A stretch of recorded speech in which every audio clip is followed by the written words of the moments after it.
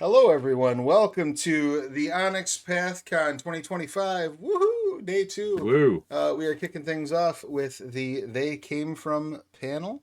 And I will hand the floor to the mastermind of They Came From, the Kim Godwin. the Chronos from which they came from burst forth from his lobes.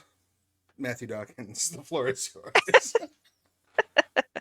Yes, well, what better introduction? I'm very suitable for They Came from the Cyclops' Cave. It is, yeah. Travis, well done. Yes, Thanks. Willkommen. Willkommen to. We're already screwing up our languages to Ils venaient d'un café parisien. They came from the cafe in Paris. We are here sipping our black coffees, eating our croissants, enjoying our view of the Eiffel Tower, and wondering how to make a French new wave, an art house version of They Came From. So stay tuned, viewers, listeners, because who knows, maybe by the end of this panel we'll have an answer for you. Yeah, my name is Matthew Dawkins. I am to blame for the vast majority of They Came From all the way back in the 2010s. Remember those days? I pitched They Came From Beneath the Sea to Rich Thomas. This was at a World of Darkness event, I want to say, in New Orleans. So we had lovely food, beignets and the like. And I think that won him over. And so he commissioned They Came From Beneath the Sea, which I was able to develop from concept to fruition. And since then, we have seen a flurry, a massive array, a game line that I constantly claim, maybe without merit, is the most expansive, extensive game line Onyx Path Publishing has on its books. That may not be true, but I do like to say it because we have They Came From Beneath the Sea, They Came From Beyond the Grave, They Came From Camp Murder Lake, They Came From Classified, They Came From the Cyclops' Cave. We've got They Came From the Danger Zone coming up. They Came From Witchford Academy coming up. We have got They Came From the RPG Anthology, which is available on Drive Through RPG. Source books for all of these game lines as well. It is a huge cluster of fun in They Came From world. But I don't do this alone. I never work on these books alone. To do so would drive me irrevocably insane. I work on them with fantastic creatives, including, not limited to, the ever wonderful Chris Jones. Hello, Chris. Hello, Why don't good you to be tell here. the viewers what you've worked on, what you're responsible for? From okay, well, I'm going to keep this to They Came From because I'm responsible for so many horrors. But yeah, no, in terms of They Came From, my first got started. Uh, my first interest was when I played a game of They Came From Beneath the Sea, and I had so much fun with it that I got a little bit obsessed because it was such a different way of playing games. And from then, I petitioned Matthew a number of times to get in on a writing crew, and I came in to do my first bit on Danger Zone way back in the day. I've also done some work on Camp Murder Lake, so there's a little story that will come out eventually, set in a fairground with a potential kind of killer clown James Brown. I was That's trying to think it. of another rhyme going on there, but I didn't No, get no. one. So Don't you can never get down with Killer Clown James Brown.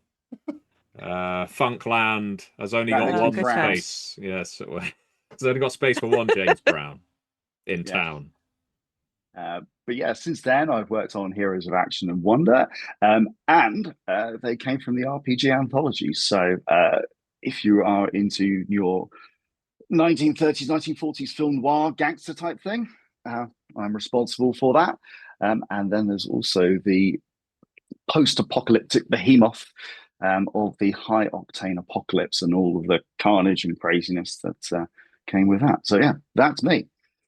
And you are likewise not alone, as Michael Jackson once said. We also have Kim Godwin. Kim, what are your They Came From contributions, if you can remember all of them? Well, my very first RPG that I worked for you Yeah, was it was a very was they came uncomfortable writing experience, but we got through it. was they came from Classified, and then I worked on They Came from Cyclops' Cave. And then I got to do a tasty bit for They Came from Beyond the Grave, which is Don't Open the Gates, which I've bound. Awesome. It's a little gaming con source book for me now. I also worked on the fiction in Danger Zone. I worked on the space opera chapter. They Came from the Interstellar Starship for the RPG anthology. I also worked on the story guide section of Witchford Academy. Wow. It's Okay. been a very busy 4 years, going I on thi- 5 this year. Yeah.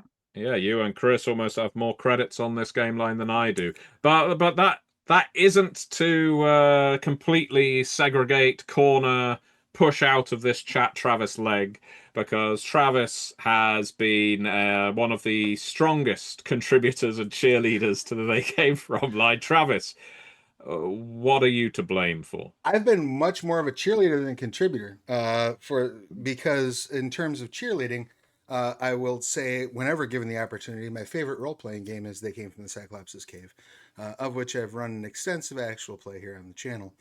I've also run a lot of Camp Murder Lake, a lot of Beneath the Sea. Most of my contributions, I correct me if I'm wrong, but most of my contributions, all my contributions, are in Beneath the Seas territory. You are correct. I wrote it came from Beneath the Sea Jumpstart, which was my opportunity to sneak in as many weed jokes as possible to try to reefer madness up the place a little bit. It was the 60s. It was a crazy time. I mean, we very much jumped from the 50s to the 60s with Party Beach Creature feature, your book. A little bit, yeah. And then I take it even further with the tasty bit, with the Beach Sensation tasty bit, because then we start bringing in your Frankie and Annette type films and all of that sort of thing, as well as the the sunscreen of scale, so that you can have your 50-foot tall, Attack of the 50-foot woman type stuff. So These days, a bona fide fetish, I'm given to understand. I know this this panel is for family audiences, but let's be real here. We're in the 21st century. We need to acknowledge our audience, all of them perverts. I have a friend who made a living for some time generating that sort of content, and they absolutely love the supplement. They gave it their full She can endorsement. stomp on all of the little cars in her heels that she wants. But let's bring this down. Let's bring it way down. Can it get much further?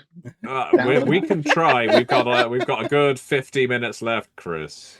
So let's get seedy. When we talk about They Came From, quite often the first question or first accusation that gets thrown at us is, I don't want to play a comedy game. I don't want to play a game that's just about making jokes at the tabletop. I want my gaming to be serious. I want to be deeply immersed in my gaming, and every time someone cracks a joke, it pulls me out of my immersion. It ruins the game for me. How dare you run this game for me? I throw it in your face, and it gets more violent than that, believe me. I have been that person speaking, especially when playing They Came From. But what people need to understand, and the thing I almost always lead these panels with, is They Came From is a game built for entertainment, no doubt about it. But it is also a game that can hit all kinds of different tones. You can tailor them to fit pretty much any tone you want. I was very recently, in fact, Kim can attest to this because Kim participated in it, running a They Came From Camp Murder Lake game, which, while it had its darkly comic moments and it had its sexual innuendos, which are natural for a 1980s slasher, it became a quite deeply heartfelt, all right, a little on the Sweet Valley High, OC, Dawson's Creek side of things, but it was a quite melodramatic teenage escapade, wasn't it? Where there were some real feelings between characters and feelings of loss when people died. It's like, oh no, Poor Quigley. poor Quigley. Yes. He'll never get away from this town. No. Well, he did get away from the town and then he went back to it. But yeah, I always like to make sure people are aware that they came from, well, we obviously all have a lot of fun writing it and we love people to have fun playing it, and it is a game built for people to have fun with it. We also want to make sure people know that this is a game with now over 60, well over 60 playable archetypes. This is a game with well over 150 individual powers. This is a game where all of these things can be crossed over pretty much seamlessly, because short of the Story Path Ultra edition in They Came From the RPG Anthology, each game uses the exact same system. So crossing over all that material is incredibly easy to do. You can have your galactic marine from They Came From the Interstellar Starship drop down in Bridgeton Rectory if you really want to push the limits, but more accurately, you can use things from Camp Murder Lake or Beyond the Grave in Chris's They Came From the Mean Streets. Make your noir a slasher noir all of a sudden. Or to take our noir characters from the mean streets and put them in They Came From Beneath the Sea. All of a sudden, you have your hard-boiled detectives walking along the waterfront of Atlantic City, and there's a tentacled monster that breaks into this cunning plot with a femme fatale as she gets dragged beneath the waves. There's a lot that you can do to cross these things over. And so I very much changed my description of They Came From comedy game or even entertainment game to cinematic game at this point. Is how I advertise it to most people. It's a cinematic RPG. You can pull any genre, you can mix any genre, and it will always feel cinematic, no matter what tone you're going for. I wanted to ask Chris, because you have ran a fair amount of They Came From at this point at conventions. I've seen you, I've witnessed the laughter and the groans and the screams, and that's just from you. Got to get into character, method I am. Yeah, this is all before the game starts. Yeah. Vocal exercises. What I wanted to know was, when you're running this for people who have never played They Came From before, and that's often the case at conventions, what kind of attitude are people bringing to this? Is there hesitation? Is there nervousness? Do people come with an open mind? What kind of attitudes have you encountered? So I think it's interesting because we've been to a couple of conventions with this now. The first year we went there was everyone coming to a They Came From, certainly on my tables, had never played it before. And I ran 4 individual games over the weekend. The second year, we actually had some repeat customers. And I know that some of them also came to some of your games because they'd had such a good time the year before, even though they didn't know what they expected, that they specifically sought us out. And I think one person went to as many They Came From games as they could over the 3 or 4 of us that were running them. Mm-hmm. So there's definitely that side of people that once they see it, they go, this is a very different type of game. And this gives me a different experience than I see elsewhere. But to kind of look at some of the specifics I've had, I remember on my first year, I was running They Came From Beneath the Sea. And I had a couple come to the table, and there was a bit of misunderstanding on their part. Now, my description did say that this is a game that's a bit amusing comedy. I can't remember exactly what it was, but I didn't shy away from what my version of They Came From tends to look like. They, however, looked at some of the things and said, oh, okay, invading crab monsters, it's on the coast. Sounds like Call of Cthulhu. Mm-hmm. And anyone who's played Call of Cthulhu is going to realize that there's a very different environment and atmosphere that you get going on with this, especially when I, puerile as I may be, really leaned into the crab element of it. It was so much crab. Yeah, the kind of crab to build intolerances, that kind of volume. I even used translated crab into different languages and named people after different different countries naming of crab, so that there were crab Easter eggs hidden within the whole thing. Chris's writing is kind of Easter egg. Chris's writing is much like evolution in that it all eventually moves toward crab. I mean, that's Dali-esque, actually. I quite like the idea of cracking open a chocolate Easter egg and lots of hundreds of Craft tiny meat falling crabs out. spilling Just out. crabs that Yeah, explode yeah. out. Yeah, I quite like that. But do carry on. Yeah, maybe that could be my sequel. Mm. Crabs baked over Easter. But yeah, so people came up with very different ideas of what a game should be. So there's plenty of people who just thought, well, I don't really know what it is. It's potluck. I've just seen something. I like the name of the title, or probably everything else was booked up and this was the only thing going. I don't know. But again, the specifics of something. Well, I'm expecting Call of Cthulhu. I want a horror game.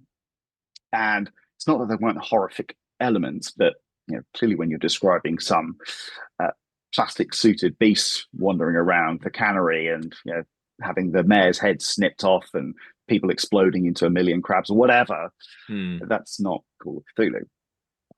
And it was really interesting to see how they engaged with the game. Once they understood what it was and how it could be different, they absolutely threw themselves into it. They had such a good time with it. And it's, again, at the end of it, they kind of come up and they say, oh, thank you for that really good experience. The second year I was running a game of High Octane Apocalypse. And there's this group of guys, they go to the con every single year as a group. They've been doing it for decades, it seemed. And they booked as a group to come to this game. Didn't know what it was. And at the midway point, they had been drinking fairly extensively at this point because it was an evening game. And one of them said, well, one of our gang, I believe they were playing the Leather Daddy character. We're all familiar with that archetype. And it's this, he's our wild card. He tends to come to these tables, and if he doesn't get on with the game, he will find a way to kill off his character. If he can't kill his character, he'll just disappear to the bar. And yet he threw himself into this. He was probably one of the people that you would have been able to hear from the other side of the room. He was whooping and cheering and doing all of the things that a good leather daddy is supposed to do. And made it right the way through to it. And he was one of the people responsible for destroying the planet. So a happy ending for everyone there. A happy ending for the leather daddy. Yeah. No, that's wonderful. I do love that they came from has a history of, or a habit, I should say, of lowering player inhibitions. I think players often come to games, especially at conventions, with reservations, and I think that's pretty natural. You never know the quality of the GM, you never know the quality of the plot, you never know if your character is going to get a chance to do something. But the nature of how they came from tends to run, and the amount of agency, I think it's not something we often sell they came from on, but players have a lot of tools at their disposal with quips, with tropes, with trademarks if you're using that iteration of the game, with the group cinematics.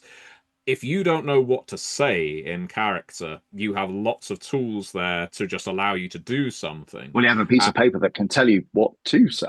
Yeah, exactly. Specifically. And that was one of the initial design points when I was speaking to Rich about it back in 2017 or whenever it was. The idea that, and this was before Cards Against Humanity was probably out of vogue, shall we say. Lots of people were still playing Cards Against Humanity. That idea of you can just smack down a card and that will make people laugh. That you don't need to rely on the people at the table naturally being comedians or good at improvising. Instead, you can have it all right there and people will laugh as if you came up with the joke yourself. When all you're doing is reciting a quip in a probably sometimes a quite straight-faced way, but you can lean it in different fashions to make your quotes there's an art innuendos to quips as well, like dropping them at the right time. And I remember your story about this is some kind of bust that came out with that. It's an old police squad favorite. Yes, it's very impressive. Well, and I would say part of the science of quips is also knowing when is exactly the least appropriate time to drop them, and then rapid fire subsequently dropping every quip you have in your arsenal. If you have a weird thought and it's like this would be really wrong to say, just say it. And then if you make the story guide laugh, you usually have a chance.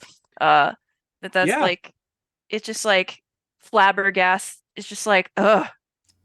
I think that's happened to you a couple times when we were in a few games we were playing, or we've completely derailed your game. in your Yeah, plot in the first 10 minutes. I like it when quips are used at inappropriate moments. I think that is almost more entertaining than when they're used perfectly. If it's a really tense situation, a showdown, Mexican standoff, or something like that, and someone busts out something like, I think I left the kettle on. Or, it doesn't have to be hilarious. It's just the fact that it doesn't work within that context can cause as many laughs as saying something completely appropriate. But moving from the player's experience to the writer's experience, I wanted to ask you, Kim, as you have so many credits on They Came From, I'm not going to ask you for a favorite. Actually, you can say your favorite thing if you want. But what I wanted to ask you about was the experience of writing on the They Came From game line as compared to all the very many other games you work on. I obviously have my opinion, but is it fun to write? Is there a different process to writing They Came From as compared to something for Curseborn or The World Below or Monster Kingdoms or the like? What's your experience?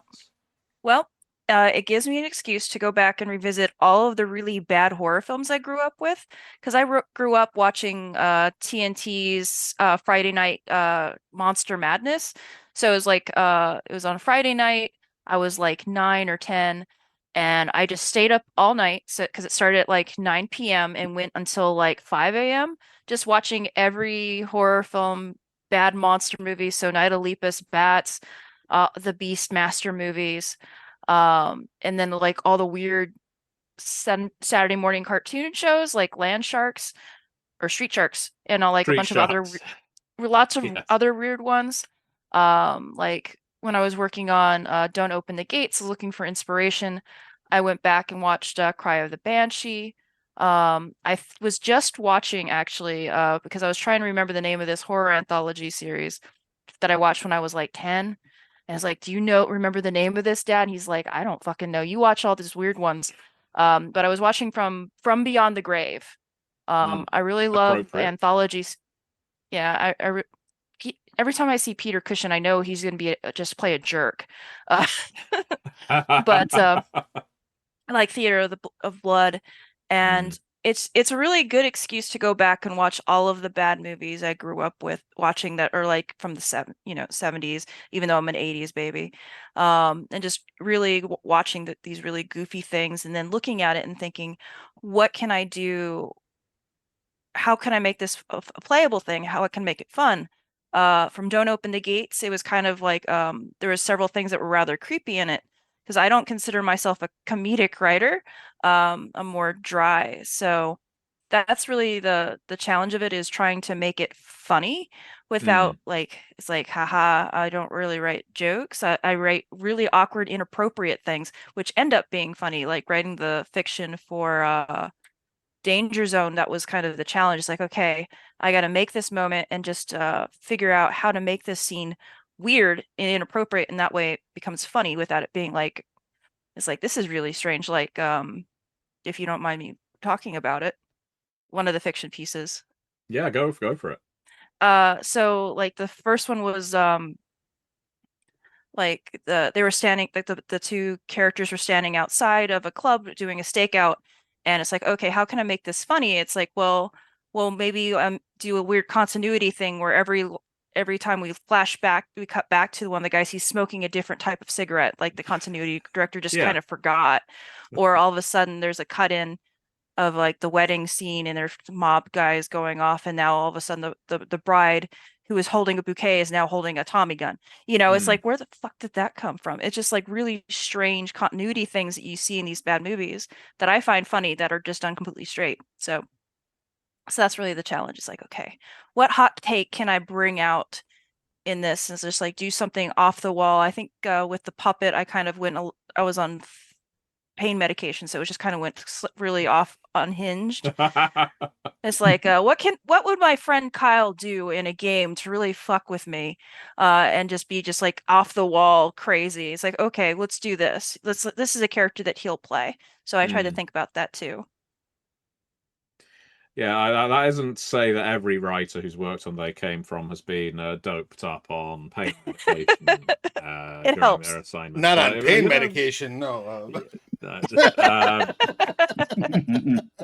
no, it's funny you mentioned the fiction. Some of the most fun I have had on They Came From as a developer and a writer is either when I get to tweak people's work to make it more farcical or just innuendo laden, or if I get to insert bits of fiction throughout the text. I did that a fair amount with They Came From Classified. I think that's the one I had to tweak the most from the source material. Everyone did a fantastic job with writing on Classified, but I was developing it, and when I was reading it, I was thinking it just isn't hitting the tone I want. And so I was able to just occasionally insert the "now listen here, agent" at the beginning of the sentence or paragraph or something like that, and all of a sudden you had the tone. And I remember with one of the pieces of fiction in that, and part of the trick here as a writer is you're self-amused.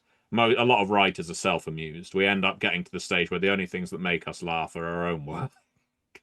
And I was writing some example text, and it was an interrogation slash love scene, and it's only a couple of paragraphs. And I remember ending it with the female agent left the room, giving Agent Locke, the man with whom she'd been canoodling, a smack on the balls on the way out. And for some reason, this made me. I just thought this was hilarious. I don't know why. It was my own work. I'm not selling it as hilarious. I found it hilarious. I found it hilarious because I was trying to picture what position is Agent Locke in where she can conveniently just smack him on the balls on the way out the door. I was just trying to picture that, make the symmetry work in my head, and that kind of going back to those memories of working on They Came From books and just putting these occasional farcical moments in of smart innuendo, violence, whatever it is that might entertain me is kind of Little both.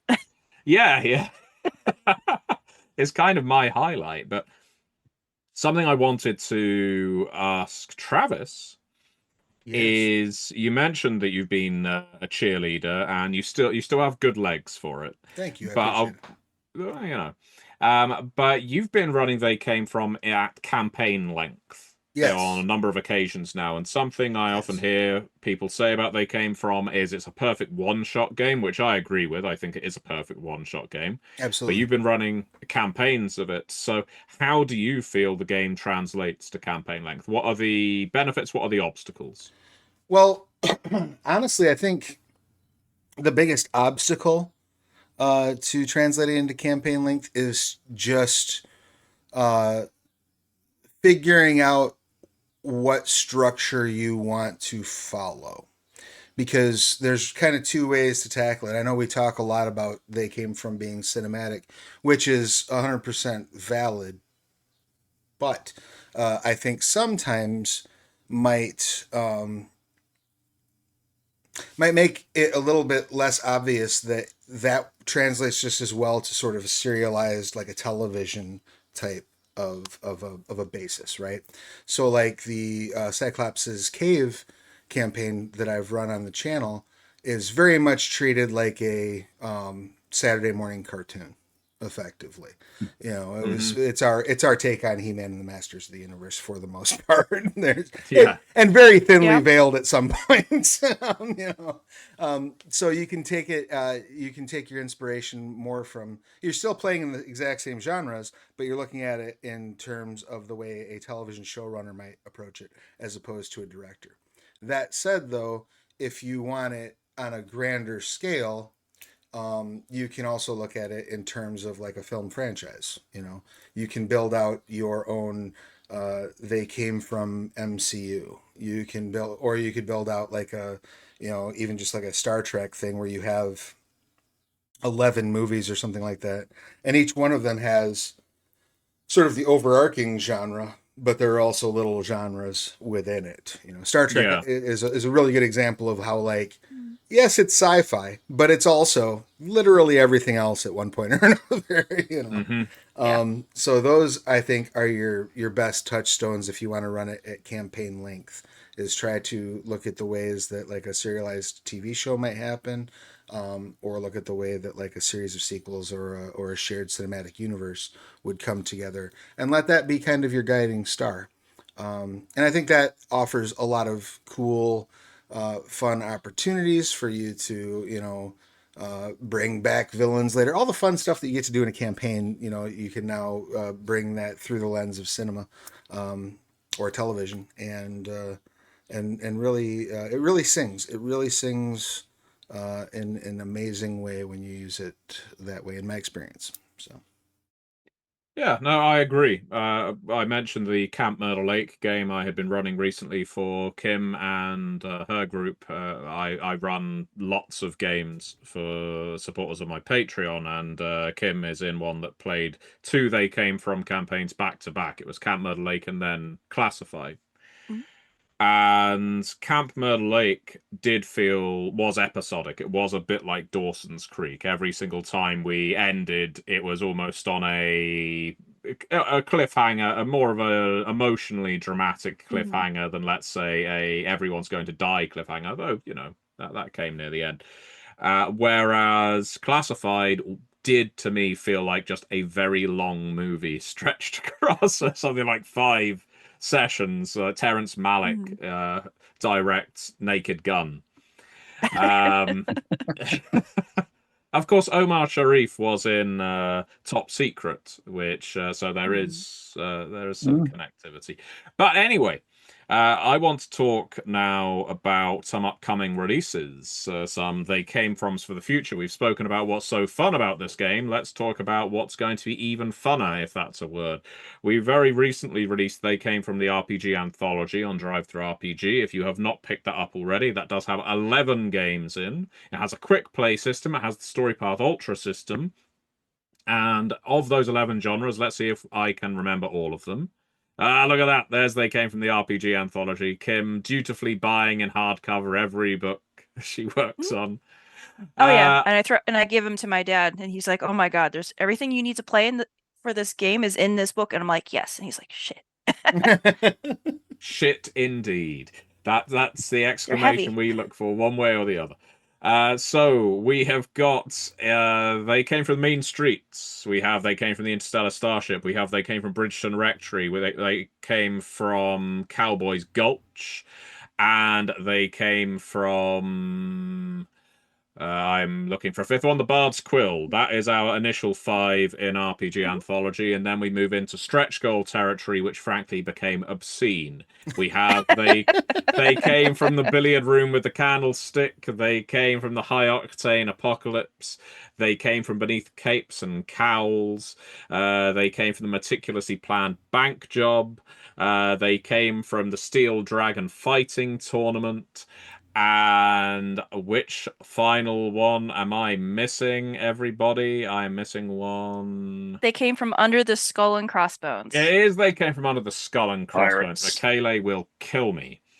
Make me walk the plank, probably. Yes, pirate movies. That is a grand total of everything from westerns to pirate adventure movies, period costume dramas, Shakespearean theatre, noir, murder mysteries, post-apocalyptic, space opera, superheroes and capes and cowls. So much in that book. And it isn't short on detail for each. It is a big book, and it is a beautiful book. And we only had to edit the poster text on one of them for being too crude. I will allow eagle-eyed viewers to guess which one was edited before release. That's my favorite note that I've ever witnessed be delivered. But because it isn't, because there's one that somehow made it through for meticulously planned bank job, and I guess it just didn't. That's get an noticed. impressive poster. Yeah. But somehow not as vulgar as the poster that got, in my opinion. Not quite as brave as But we did Okay, I have have to to edit check to out. see which one this is now. Yeah, we did have to edit out the nipples on one of the Beyond the Grave posters, didn't we? Yeah. But that isn't an upcoming release. They Came from the RPG Anthology is definitely a book worth buying if you like your cinematic RPGs. It has so much in it. But we have coming up, of course, Heroes of Action and Wonder. Chris, can you remember what is in Heroes of Action and Wonder? Vaguely, yeah. So Heroes of Action and Wonder. So we have what I like about Heroes in Action and Wonder is it works for both classified and Cyclops Cave. So the archetypes that are in there aren't, it's not, this is my classified archetype.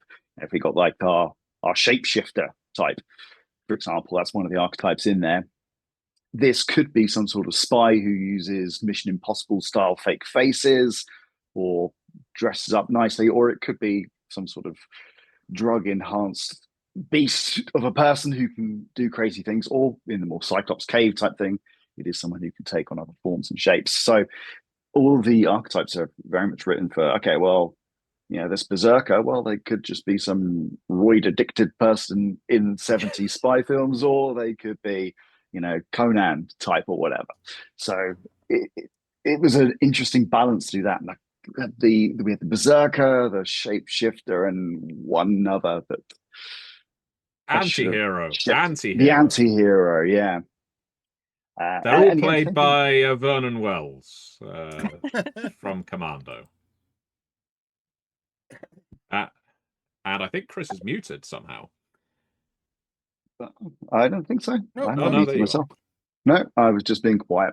Yeah, so we got that. We got the archetypes, we've got the cinematics that just can be used in anything. And this was the first kind of book where your direction was, this needs to be appropriate everywhere. Because normally with They Came From property, it's write the genre, write what's fitting for that. It'll fit in where it fits in. Whereas this was very specifically, let's cater everywhere else. And the other part that I can remember on it is all of the different story hooks where we're mashing up genres, where we have our B movies, Beyond the Sea, mixed with kind of horror, so that we've got kind of perfectly manicured lawns and picket fences actually hidden beneath a portal to hell or something like that. So it's smashing together all of the genres and trying to create a through line between each of them. It's just like, here's the producer's pitch. It's it's Die Hard on a bus, that type of angle. That was what was going through my mind when I was thinking about how would I do this. It's like, okay, well, somebody walks in and they just write Alien and then put a dollar sign after it. That's my pitch. To mix up these two things. I thought I had to come up with my little one-liner. Yes. Yeah. Oh, what a movie! I hadn't thought of that one for a while. I just dropped a reference to Species in some book that I was writing for, and for the life of me, I can't remember what one. So, you've left that egg there to hatch at some point. No, I remember that part of Heroes of Action Wonder quite clearly because it was our first RPG anthology before They Came From the RPG Anthology, in the sense that we keep talking about how They Came From is a perfect crossover game, how every single They Came From, you can use the material, the playable classes, the archetypes, the cinematics, the tropes from one game in another without any needing to rework the system. It is all cross-compatible. And this is the first time we really go into it. So Heroes of Action and Wonder, which will be coming out pretty soon, I anticipate, will give you all the tools you need, not just new archetypes, not just new cinematics and quips, although that's all in there too, but a hell of a lot of crossover content. If you are fond of crossing over your They Came From games or want to do so, this provides you with loads of tools, loads of story hooks to do so. Now, I'd like to jump over to Danger Zone, because Kim, you worked on They Came From the Danger Zone. Pit to Danger Zone. Yes, I will leap over a flaming pit on a motorcycle, which is also on fire, with my helmet that is also on fire, into a fire. And so that fire is called Danger Zone. So, Kim, what can you tell us about the upcoming They Came from the Danger Zone? So is every Arnie movie ever. And we if unless that got changed in editing, all of the archetypes are C's. So we have a cop, combat master, the clone, and the cyborg. I think we even Um, have more than that, but yes. we added Commando as well. Commando, yeah, that's right. Yep, yeah, I think you've got all 5. Wow. Yeah. There was 'Cause another we one were I know we had talking starting to with about change. C we could have We put had to in. change one of the names. The combat master Because was I think something we else wanted to do originally. like But it a could be a martial C. artist or something like that. Or a kung fu master, and it's like, well, we could spell it with a C, and it's like, no, let's not do that. What did we go for? Yeah, but anyway, do carry Or on. with I'm we gonna could think have about done it. them all with K's, and that would have worked too. Yeah. It doesn't We quite. did that with The World Below. But so it's like all the fun action movie archetypes. I based this interstellar starship rules from what was written for aerial combat in Danger Zone. So it's like, oh shit, okay, what else can I add to this to make this so there's dog fighting, and then you can pretty much fight just about everything in the air. With the motorcycle, it's a little bit it'll be tricky, but it'll be hilarious and like dynamic. Um, Yeah, your motorbike can just will stay in the air for as long as is cinematically appropriate. Long Yeah. enough for you to yeah. jump onto the alligator and use it as a surfboard in the Mhm. sky, as Red Dwarf season 7 shows us. Hey, I if think. they did it in Fast and the Furious, or with the car like going against the plane, why not? Yeah, Whenever, exactly. whenever I surfing, feel all I about missed a trick family. in my cinematics. I didn't include any flying wildlife in them. that's a shame. I'm gonna have to go back and edit that one. But there's an opportunity for community content, though. Somebody can go in and start making some airborne animals that are not normally airborne. Oh yeah, and the scenario that's suggested in there is a lot of fun, and I can't wait for people to see it. Oh yeah, They Came from the Danger Zone is Camp Murder Lake size and scale. It has 5 whole new archetypes, a core books list of cinematics and quips. It has the new rules for aerial combat, which of course appear in a form in They Came from the RPG anthology as well. And it has a full-blown adventure. About the only thing Danger Zone doesn't have, so the only reason it's not a core book is it doesn't have character creation rules, it doesn't have the story path system. Because it is effectively a source book that you can use with either Classified or Cyclops' Cave. But as with Camp Murder Lake, you can just bolt it onto any They Came From. As long as you have the rules, you can use this book. So I'm very, very fond of Danger Zone and what the writers came up with for this one, because it's utterly absurd. The number of explosions that have been fit into the most innocuous places. I think in terms of archetype tropes, your special abilities, a good third of them explode for no good reason. So It's always a good reason. It's just never so appropriate. We had to use the budget somewhere. yeah. And expect to see lots of quotes, of course, from Arnold Schwarzenegger movies in this one. It was at one point called They Came from Arnold, but I worried that we might get sued. So, and rather than claim that we're being officially licensed by Arnold Schwarzenegger, We have to let's thank your call- wife for that, though. Yeah. Yes. The wife, yeah. We went back and forth with names for Danger Zone for ages before Danger Zone was finally conjured into existence or exploded into existence. Mm-hmm. This is true, and considering the lack of Tom Cruise that's in it, I think we've done quite well there. There's not much. We've got the well. I think the reason we put the aerial combat in was specifically because we changed the name to Danger Zone. We thought we've got to have aerial combat if this has got a Top Gun reference in the title. Yeah. So yeah.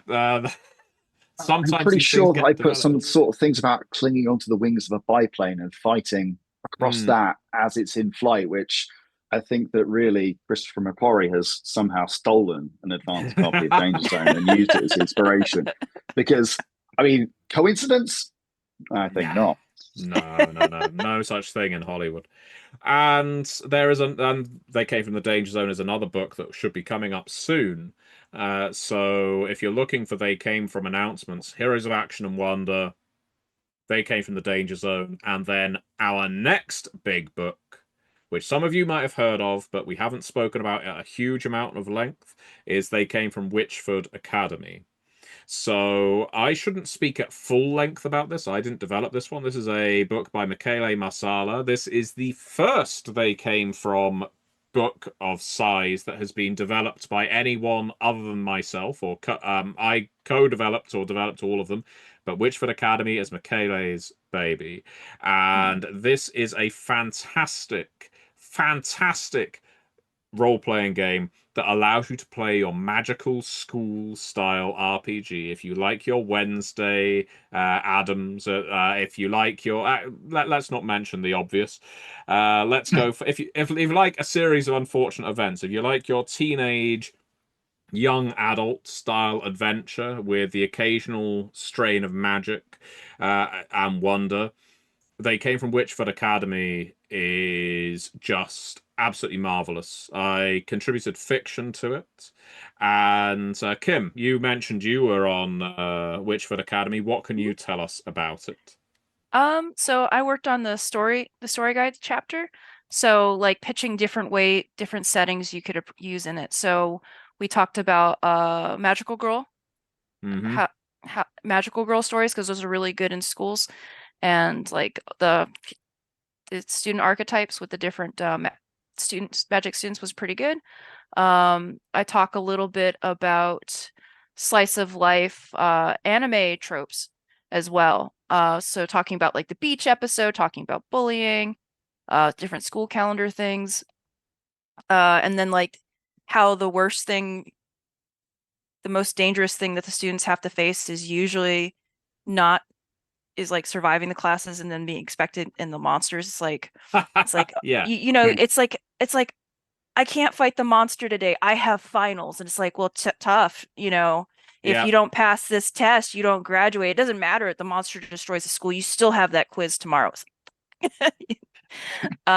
So a lot of dealing with that and then schoolyard romances and then addressing those sorts of issues that might arise from that. And then how to come back with older characters to be teachers. And it's like, oh shit, now I have to deal with the little shit that I was as a teacher and trying to do that. So just introducing different types of play for this sort of thing, because it's a lot of fun to be able to play a magical school setting even as an adult. Although most people were like, "Oh, this will be for kids," and it's like, well, does it have to be? You know, because like I know a lot of people that do fan fiction RP that are adults. So there's all kinds of things that are you can do with this book. So it's like if you want to do your do any like you want if you forgot God help you, I want to do Madoka Magica with this book, you could. I'm sorry for your table, but I'm sure it'll be a blast, but it'll be heartbreaking. But yeah, you can pretty much do your Wizarding School or Wednesday or Percy Jackson if you really wanted. So you really can go anywhere with it.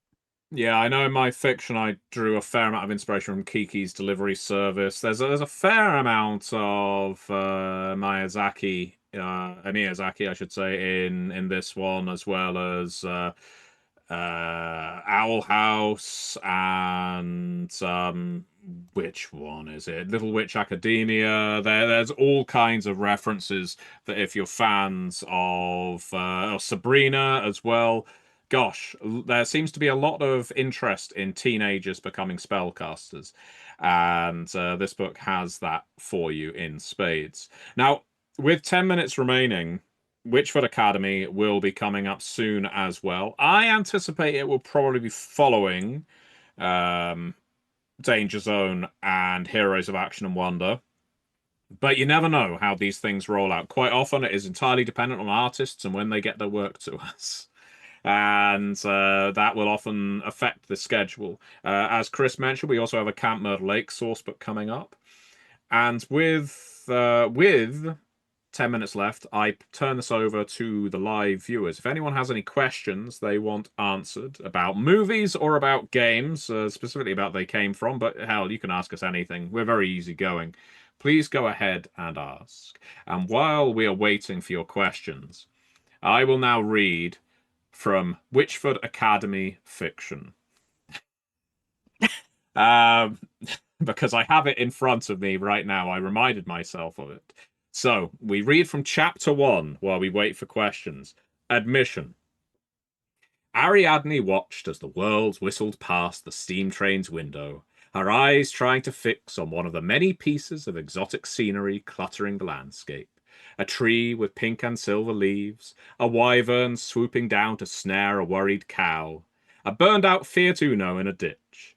She sighed as she smiled, her forehead against the magi-glass and her chin on the back of her right hand, while she twisted her long hair with her left. It truly was a magical world. Ariadne abruptly found herself with arriving company, forcing her to straighten up and raise a hand in greeting at the newcomers. How'd you do? There's plenty of room to sit if you're looking for space. Did you catch the train at Lumley's Ring? Ariadne trailed off as she realized she was rambling nervously, and the newcomers were just staring. Ariadne made a second attempt at socializing. If it failed, she could go back to watching the scrolling view outside the train, which was first approaching the portal to the demonic Whispering Island. I'm Ariadne, she said. Ariadne Grumbleduke. Now, let's see. Do we have any questions, or do I need to carry on with my Jackanory? We have one. Is Richford Academy going to be a separate Kickstarter backer kit campaign, or will it come directly to drive through? That's a very good question. Alan, I think, asked that. Yeah. I think right now the intention is to do a direct release. We might do a pre-order via DriveThru RPG because that worked for us quite well for another couple of books we've done. We don't want to have to do crowdfunding for everything, but we always like to leave our options open. There's been discussion, for instance, whether we should somehow do another double feature for this and Danger Zone on crowdfunding. For example, they're both already written, but we will gauge the temperature when we're closer to release, I imagine. Very good question. And yes, indeed, the Grumble Dukes have returned, Chris. Yeah, it's been a long while. All right, I will carry on with the storytelling. Now they were interested, is in the name Grumble Duke, you see. A boy with a shockingly white coiffure upon his head and glowing golden eyes, his face as pale as his hair, stepped forward to take her hand. His mouth was slightly open, revealing a row of terribly yellowed teeth, and his grip was freezing. Grumbleduke, as in Horatio Grumbleduke. With his words came a dreadful billowing of rotten breath. Ariadne reserved the desire to cough, not wishing to appear rude before one of the undead. Yes, Horatio Grumbleduke was my great-granduncle. I never knew him, though. The assembled arrivals quickly took their seats. A quick-fire round of declarations followed. I see we've got another question there. Yes. Let's see, from AC Conker. In an old interview for Beneath the Sea, Matthew mentioned wanting to do a version called We Came From Beneath the Sea, where you play as the monsters instead. Do you still have plans for this, or have you moved on to tackling more genres?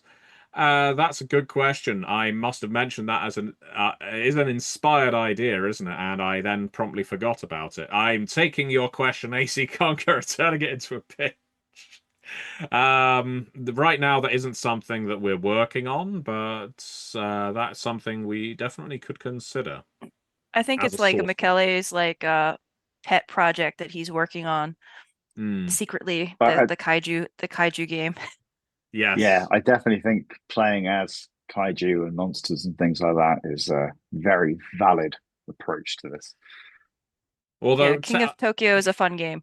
Yeah, although we are doing that with Steam Wars, of course, with Trinity Continuum, not to cross the lines too much with true. Leviathan, and it wouldn't be at all difficult though. But sorry, Travis, carry on. I was going to say I did Monster just Kingdoms? in fact develop that for the old Trinity Continuum Steam Wars, and since that uses Storypath Ultra, if you have They Came From the RPG anthology, it would be very easy to drop your kaiju right in. It would move right over. No conversion work needed. Yeah. And the clips just write themselves. Yeah. You could always just do like Inhumans or Aliens too, from like from Interstellar and Cyclops' cave too. I was gonna say, you said Inhumans, and I immediately thought like a Marvel Inhuman, but there's an archetype called Inhumans.